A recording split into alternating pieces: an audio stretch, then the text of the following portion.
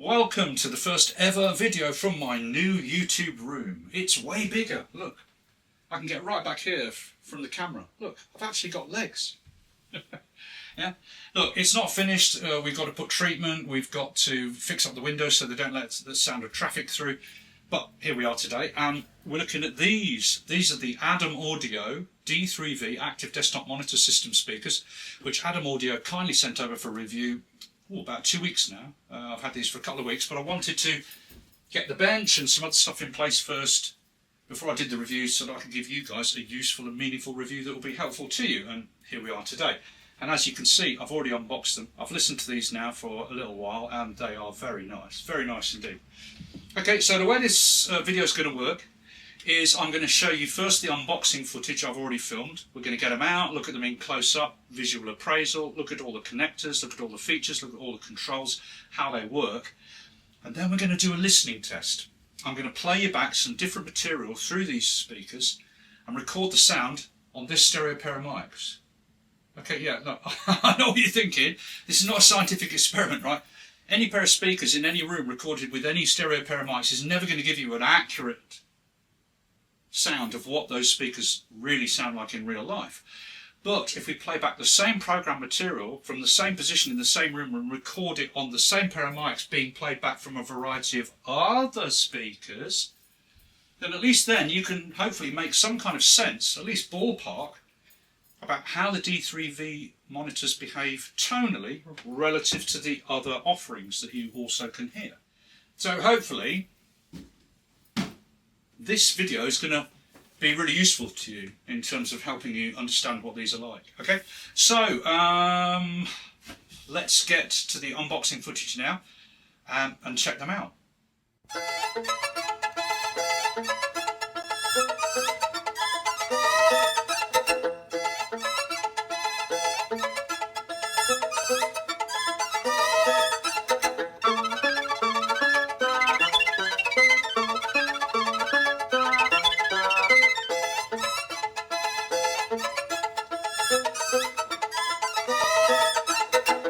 Let's have a look. Woohoo! Yeah, baby. Look at that. There's the side passive radiators. Okay. It's a bit like tapping a driver, a regular cone on a speaker. They function a similar way. Look, they've got movement. Okay, so it's like a speaker, and this radiates bass energy from the cabinet to give extra bass down the bottom rather than there being a hole in the cabinet. Yeah, very interesting. They've got a standard microphone speaker stand type screw fitting on the bottom if you want to put them on any type of speaker stand. Right, now this is the passive unit. It just has the multi-pin connector. Let's look at the other one. There we are. This is the active unit. Okay, so in the video edit, let's check out what all these switches do and also look at the front panel controls.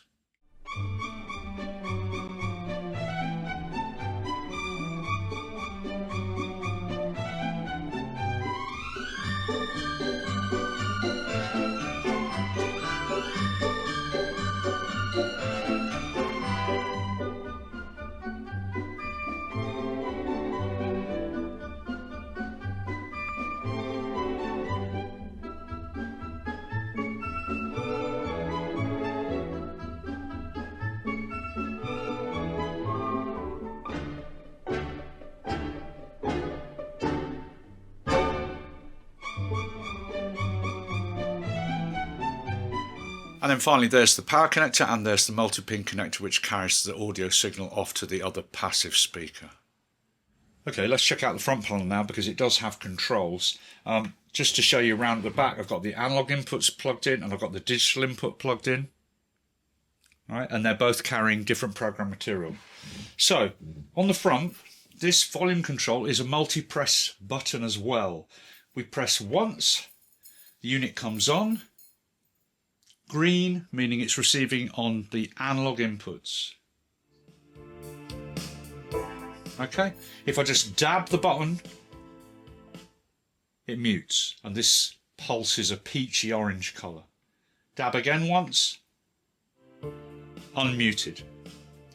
Hold down, 2 seconds, flashes red, unit powers off.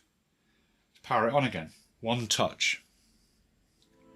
Okay, now it's on again with the green default, meaning it's receiving from the analog inputs. But if I do now 2 button presses, 1, 2 like that, this switches to a sort of,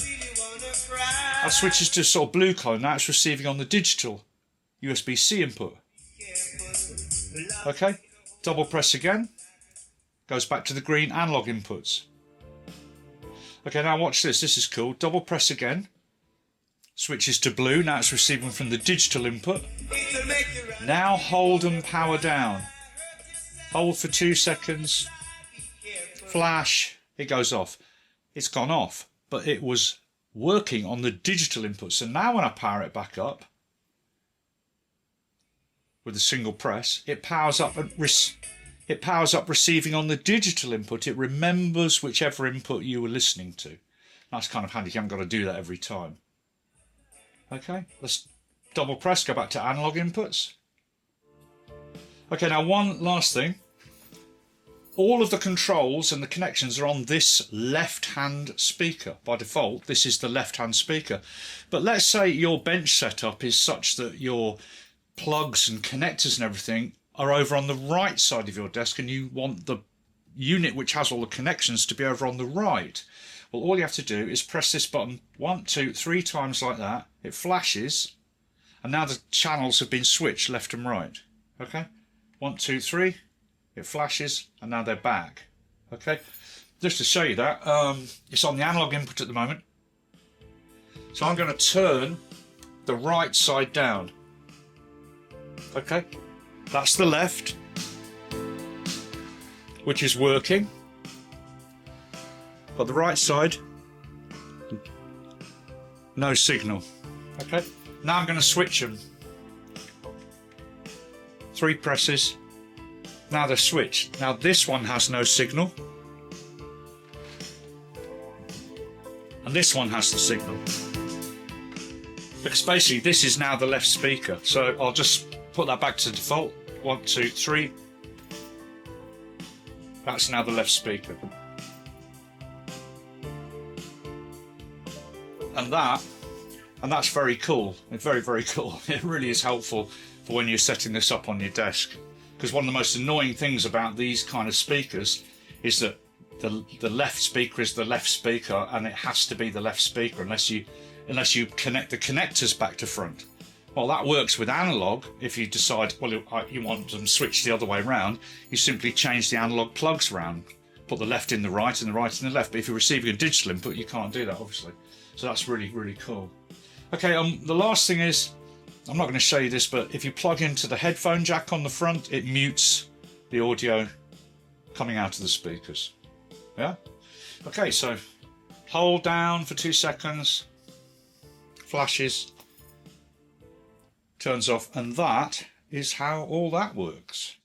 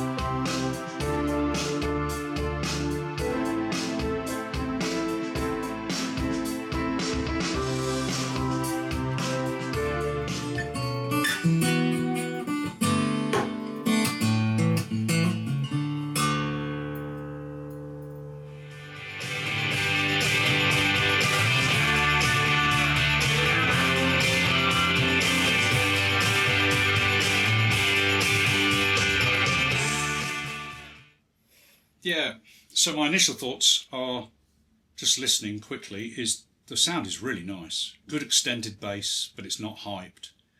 Top end, that tweeter is very nice indeed. Very smooth in a sort of analogy, metallic way, but not in any way harsh. Very nice indeed, very nice.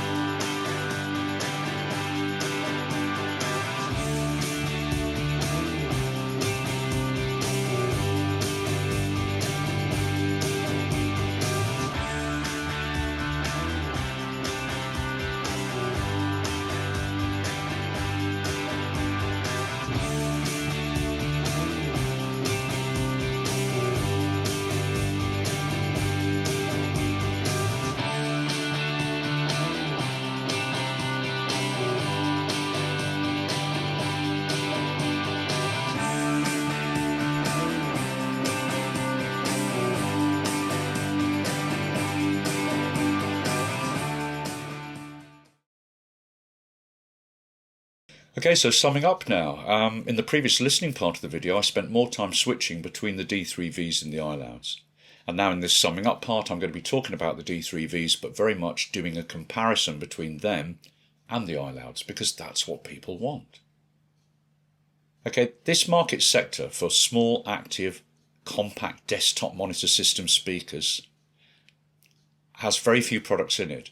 And the two that people are most interested in is the D3Vs and the iLouds. There are also offerings in this product sector from Genelec and Eve Audio, but they cost vastly more money. And then lower in price, there are offerings from Presonus, Mackie, Behringer, Yamaha and Fostex. But the two that people are the most interested in are these two, the D3V and the iLoud. So I'm going to be doing this final summing up, talking about the D3Vs, but as I said, very much comparing them to the iLouds. For this final part of the video. Okay, so let's go for it. In the listening that you've just experienced, all the speakers are being recorded on a pair of stereo mics, and all those stereo mics are doing is applying their own EQ curve. Okay, in real life, what you hear is what you're hearing in the recording, but just the EQ curve of the pair of mics is just lifted off and everything's that bit clearer. But it's still, the difference you're hearing is the difference that you're actually hearing in real life. The difference between these is so subtle, it's just bonkers. It's like really difficult to define what that difference is. And I've done a lot of listening to be able to try to explain to you what the difference is. Okay, but here we go. Down at the bottom end, they're identical, right? They both use a different technique to achieve it, but both of them have that wonderfully extended and completely not hyped, really beautiful bass end that goes all the way down to that kind of 50 hertz area. And it's a testament to the design of either of these monitors that they can both achieve that. Such a beautiful, balanced and deep bass, okay? So the bottom end, they're identical. You can't tell one from the other. All the difference is in the top end, okay? And it's because of the different tweeter design, and no doubt they've got a different crossover point without checking it, but I know they will have. And it's all in that treble end where the difference between them is, and it's an incredibly subtle difference, but it is there nonetheless, right? And it's all about that transition area from where the high mids transition into treble, like that 3.5K to 6.5K area. That's what the difference between these is, right? So the way it manifests itself is, if you focus on a snare in a mix, either of these monitors will very, very subtly just emphasize a slightly different frequency in the treble area of the sort of edge of the snare. And then you switch to the acoustic guitar and they shift, and then again, very subtly, just each emphasize a slightly different trebly emphasis in the upper jangly sound of those steel guitar strings. Okay, now I'm going to put a chart up now showing you the frequency response of both of these. Ready? Here it comes. 1, 2, 3, boom.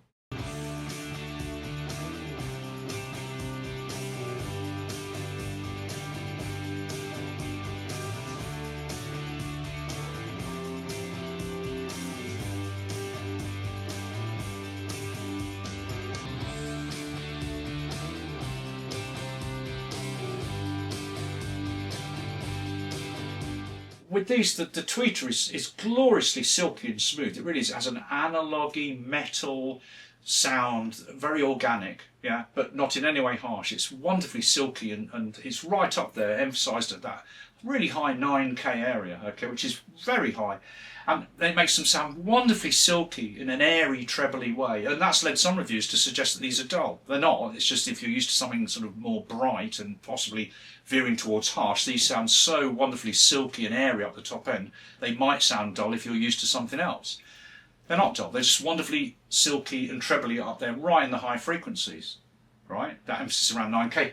These emphasise something a little bit lower down. So while these sound treblier in a very high, silky, airy way, these sound a little bit more up front in the treble area, sort of further down from that. And so a little bit more mid-present, high mid-present, these, let's say. That's sort of how the two manifest themselves. Okay, but you've got the listening to check it out. In the end of the day, you can't say that one is better than the other. They're so close. They just have a different flavour, right? Okay, so what else can we look at in terms of a comparison if there's nothing really in it sound-wise?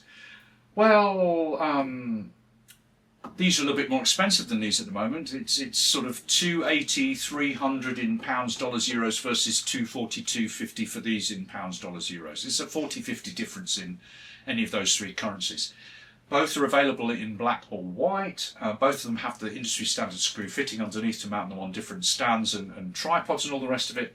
Both of them can be angled up at you from a desktop position. The Ik Multimedia iLouds have a fold out front leg like that. These have the slot in angled stands I showed you earlier in the video.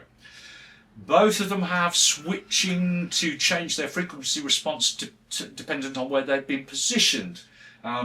It's something I personally never use, even if that is an option on monitors, but they both have it. And these have a little bit more in terms of those options to tailor their response than these ones do. Loudness, these do go that bit louder. Not massively loud, but if these go to 10, then these go to 11 or something, right? But here's the thing, at the point where these start to redline with the little LED lamp at the front here, and you don't really want to push them louder than that, these will go that bit louder still, but you're already at a listening level way louder than you'd want to actually work at.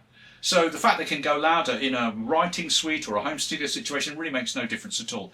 The only time that may be a factor that makes you come down on deciding to go for these over these is in a like a live rig situation where you need a small, compact, high quality speaker system to take out, as I said, to do things like product presentation, training seminars, education projects and things like that, where you're playing a high quality audio sound to a room of people, right? These will allow you to play to like a bigger room, so to speak.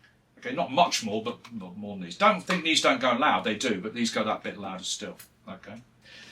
What else is there? Well, connectivity, they both connect via analog, but if you don't have an audio interface and you're in some sort of authoring or media suite desktop situation, these can connect via high quality USB-C digital. Okay, not at any sample rate. You can only connect at 44.1 or 48K. And they've got an onboard 24-bit DAC, which apparently, I haven't tried it, but other people who've reviewed it say there's no latency there when it's doing its conversion. Okay, but you can get pristine digital audio into this, albeit at 44.1 or 48K only, right? These don't have that, but these have Bluetooth, and Bluetooth is incredibly useful. It really is in a multimedia suite type working situation. I've owned these for a while, and I have to say, like, it is incredibly useful, quick. You just say, well, I'm going to work at this desk or that desk or this table. You just pick these up, plonk them down, plug them in and Bluetooth them up, and you're off working. As long as you're playing back only, video editing, mixing, anything like that where you don't need the latency of Bluetooth isn't an issue. Okay, so that is incredibly useful, and you can connect phones to them really easy and anything like that. They have that, these don't, but then these have the pristine digital input, and you could argue that the Bluetooth audio isn't going to be the same quality as the digital input coming into that. That's an argument, but then you could fire back as a counter argument to say, yeah, but with the speaker this size and modern Bluetooth 5.3, which is pretty damn good, are you going to hear a difference on a speaker this size? And besides, the whole world consumes music now mostly on Bluetooth earbuds or headphones, right? Which is really the truth of it, let's be honest. So, you know, it's all this like swings and roundabouts, horses for courses. You know, one has a little bit in its favour one way, one has a little bit in favour in the other way, you know what I mean, like that. These do have the headphone socket on the front, which is a lovely touch. I do like that. It is nice. In a portable, on-location sound type thing, live recording, as I said, product seminars, training seminar, all the rest of it, presentations, what have you. These will go louder, as I said, that's something that may make you veer towards these, but then these are way smaller and more compact and lighter, meaning that if you use these, you can have a much more portable and compact rig to take around with you. And whilst the headphone socket on this is a not really nice addition, and the volume control that goes with it and all multi-button press functions this has as well, this quite sticky outy large control knob is potentially open to damage if you're constantly packing these things and moving them around on location between different places. Whereas the volume control on the back of the iLouds is barely sticks out more than 4mm or something. It's really, so there's less sticky out stuff to get caught and damaged on these. This is potentially something that could get damaged with a lot of, you know, constantly packing into bags and moving around and all the rest of it. It's, you know, these are things just to think about. So that's it really. I think I've reached the end of it. You know, these are just, in summary, the design of these is absolutely superb. I've said it already. The wonderful angle beveling. They asked me, do you want black or white? And I said, oh, I'll have the black ones, right? And they are very you know what I mean? Like Darth Vader's codpiece. Beautiful design. very striking, all this angular stuff, and the ribbon tweeter, which is very unusual, and the passive radiators just adds to overall, you know, design. Sort of, they're quite striking, aren't they? They're very striking. These are less striking, but they're wonderfully minimalist. These are sort of a bit dazzly and glossy, and these sort of wilt into the background a bit by comparison. But when you actually look at them, they're incredibly carefully, smoothly designed, like beautiful. Yeah. So, you know, but I do like these. I really do like them. And that is my summing up. Okay. I thank you, Adam Audio, for sending them over to be reviewed. And I'm actually really hoping that when I when I put my final video edit online and send them the link, they go, oh yeah, okay, nice one, man. And by the way, listen, man, we sent out like 200 pairs of these things to different YouTube channels, magazines, etc., etc. Dude, we're not going to get into like the logistics and the cost of having them all couriered back to different distributor offices around the world, and then what? We'll end up with like 200 pairs of Adam D3Vs in opened boxes like that we can't sell. Just keep them.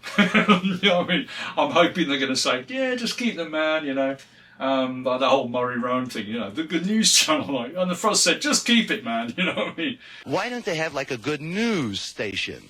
If there was a hip station, it would have good news. It would get on and like I say, hi, Freddie Wilson found $1,000 today in a paper bag, and the fuzz said, keep it, Freddie, it's groovy, man. Groovy. You know, beautiful.